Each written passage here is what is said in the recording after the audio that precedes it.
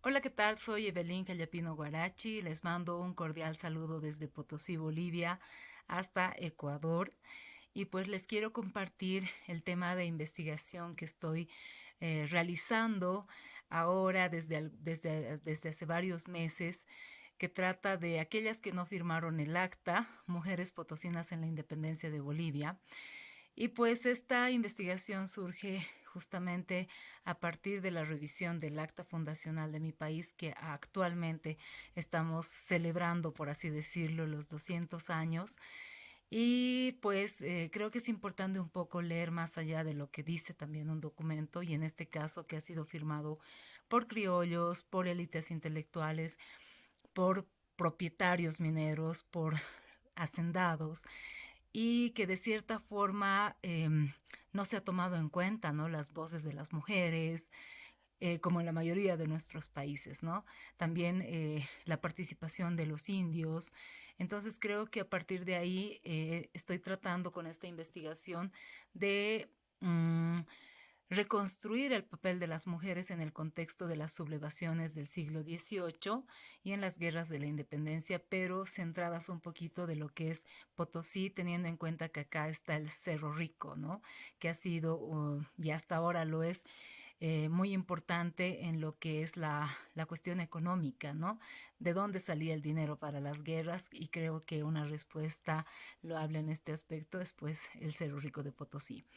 Pero más allá de esta mirada también un poco económica, creo que es importante decirles que en esta investigación trato de responder principalmente tres preguntas. La primera tiene que ver con el contexto, ¿no? Reinante en el Potosí de este periodo. Y también qué es lo que se sabe, qué es lo que se calla sobre la participación de las mujeres potosinas en este proceso, así como también cuáles son las lecciones para el presente y el futuro de Bolivia. Porque creo que es importante que como historiadores, historiadoras, si vamos a rastrear ciertas voces, también es importante un poco plasmarlas y dialogar con ellas en el presente para también proyectarnos como país en el futuro, ¿no? Y los argumentos que sostengo principalmente es que teniendo en cuenta además toda la bibliografía que se tiene respecto a Potosí, que tiene además una mirada, al menos localmente, muy patriota, tiene una mirada de desde lo económico también, la importancia económica que tiene Potosí para Bolivia desde mucho antes, ¿no? Porque el Cerro Rico de Potosí se explota alrededor de 500 años, ¿no? Entonces es como el centro. Entonces, yo trato un poco de mencionar de que Potosí no necesariamente ha sido primero un foco patriota, sino justamente por toda esta importancia económica ha sido un espacio realista, ¿no? O como se lo suele decir también fidelista, que se había labrado a lo largo del tiempo. Entonces creo que Potosí ha sido el engranaje económico medular del imperio español, porque obviamente estamos hablando del centro minero que alimentaba las arcas de la corona, y que gracias a esta recuperación que además tiene en el siglo XVIII, recupera este protagonismo, ¿no? Entonces, en esta condición, eh, creo que ha modelado el entorno político dominado por poderosos grupos realistas en un clima de vigilancia permanente. Obviamente, ¿por qué? Justamente por esta importancia económica, ¿no? Y en las fuentes primarias, que además abundan los expedientes judiciales principalmente, en el que las mujeres también han denunciado, ¿no? Injurias, solicitan ser declaradas pobres de solemnidad, también para defender las herencias, ¿no? Nos mostraba sobre todo esta documentación que les puedo compartir principalmente del contexto desde las mujeres.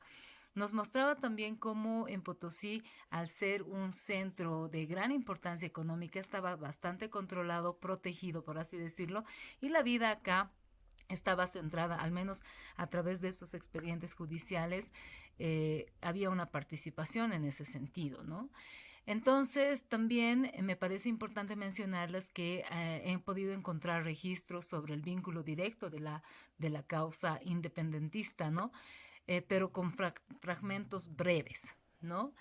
Entonces, hay un documento que pude encontrar en el archivo de la Casa Nacional de Moneda, que es un proceso contra un señor llamado Pedro Pardo de Figueroa de 1815, donde también he podido encontrar una lista de confinados, confinadas, donde literalmente se borra el nombre de las mujeres a través del rótulo, por ejemplo, o reducida bajo el rótulo la mujer de Figueroa, la mujer de Escalona, la mujer de, ¿no? Entonces las mujeres estaban bajo, como que invisibilizadas bajo este rótulo, y esta lista prácticamente es una lista de confinados por el enemigo y que estaban además dirigiéndose hacia las provincias de Lima, ¿no?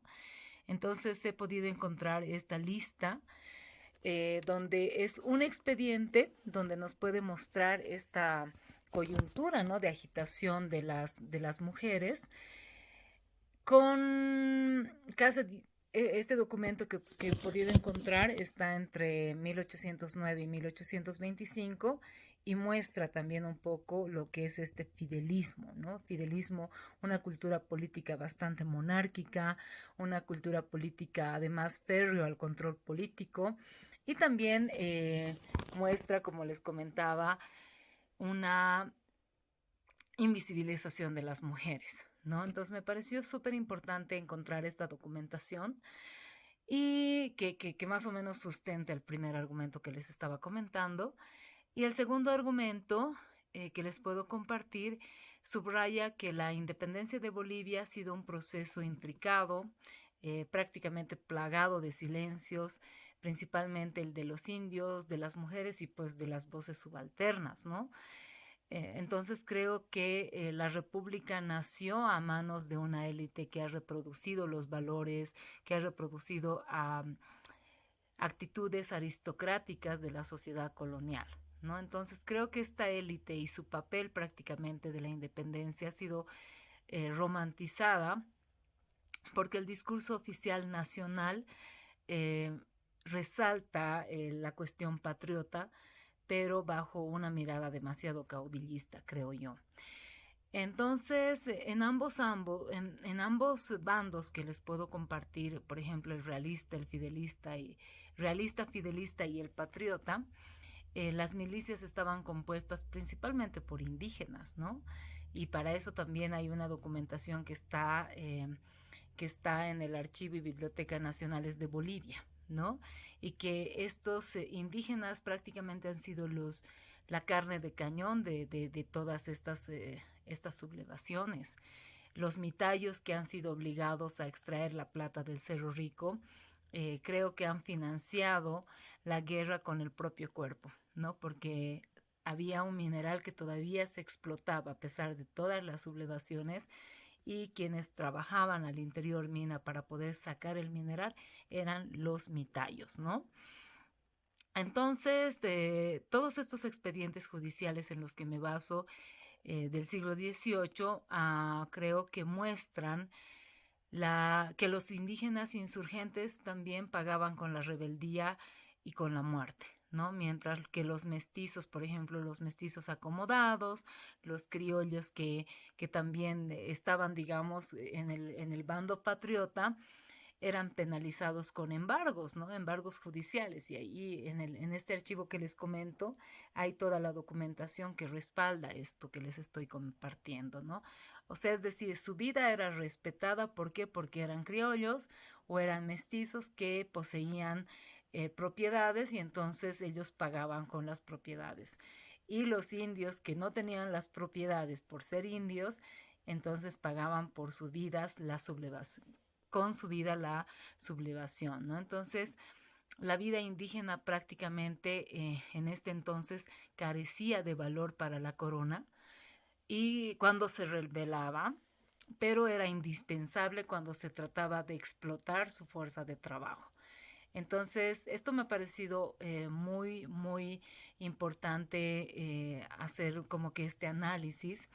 Y entonces, ya cuando se independiza Bolivia en 1825, la República ha heredado todas estas desigualdades, este racismo estructural, esta concentración minera y además esta exclusión de mujeres y de los pueblos originarios, ¿no? Entonces son esos los argumentos que les puedo compartir. Y el tercer argumento que tengo es que en este proceso creo que debe verse y darse una lectura crítica, ¿no? Y una enseñanza para poder construir una sociedad mucho más justa, mucho más inclusiva. Y creo que a partir de la documentación histórica que nos ofrecen los archivos, en este caso el de la Casa Nacional de Moneda y también el de el Archivo y Bibliotecas Nacionales de Bolivia, que está ubicado en Sucre, creo que es importante un poco ver en toda esta complejidad y dialogar, ¿no? Lo que estamos ahora celebrando en este bicentenario, ¿no? Entonces, el análisis de este trabajo que realizo rehuye de esta épica patriota, ¿no? De esta épica patriota, además caudillista. Y creo que es importante no romantizar el sacrificio indígena ni idealizar también la participación femenina, ¿no? Entonces, mi trabajo trata de reconocer que las mujeres potosinas, que también han sido parte, por ejemplo, de todas estas sublevaciones, escondiendo las cartas, escondiendo la información de los patriotas y todo esto, o inclusive a soldados patriotas, también han sido las que han cuidado las familias, ¿no? Han cuidado las familias, han criado las nuevas generaciones cuando los soldados morían, por ejemplo, ¿no? O en el caso, por ejemplo, de los mineros, de los mitayos que estaban en el Cerro Rico extrayendo el mineral, también tenían sus familias quienes se trasladaban y quienes estaban en el resguardo de las familias eran las propias mujeres también.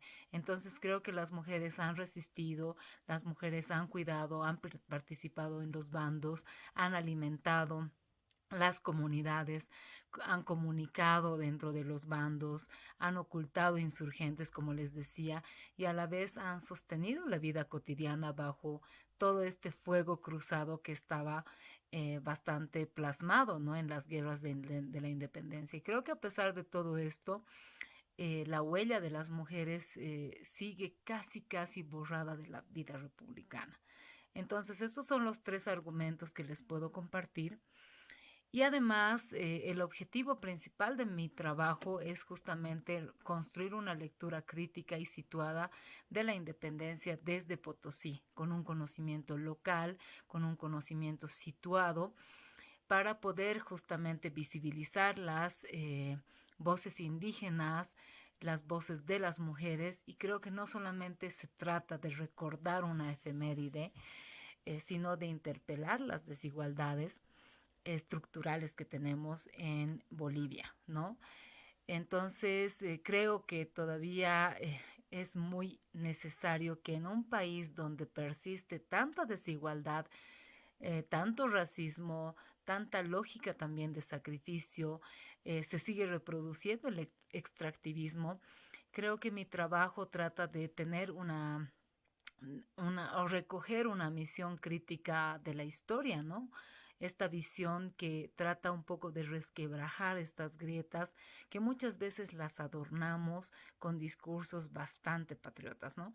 Entonces creo que es importante tener en cuenta la historia crítica como un instrumento para conocer nuestro pasado, para poder construir sociedades mucho más justas y mucho más críticas para el presente y para el futuro, ¿no? Entonces les voy a compartir un poco también, como les decía, el proceso criminal contra Pedro Pardo de Figueroa, como les decía hace rato, que también nos da, ¿no? Esta información y cómo también las mujeres son literalmente borradas y también los indígenas cómo han sido tratados.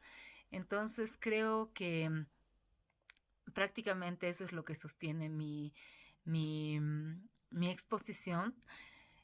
pero también me gustaría un poco compartirles respecto a qué es lo que pude hacer después de tener toda esta información que les he compartido.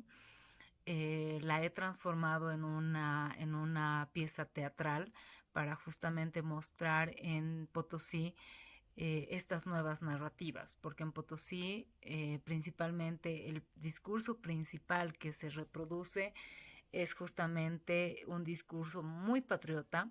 Hace poquito se ha celebrado la subida de Simón Bolívar al Cerro Rico de Potosí con un protocolo bastante solemne, de la cual yo también, a partir de toda la documentación que tengo, soy muy crítica de este tipo de actividades, ya que romantiza y reproduce los caudillismos, ¿no?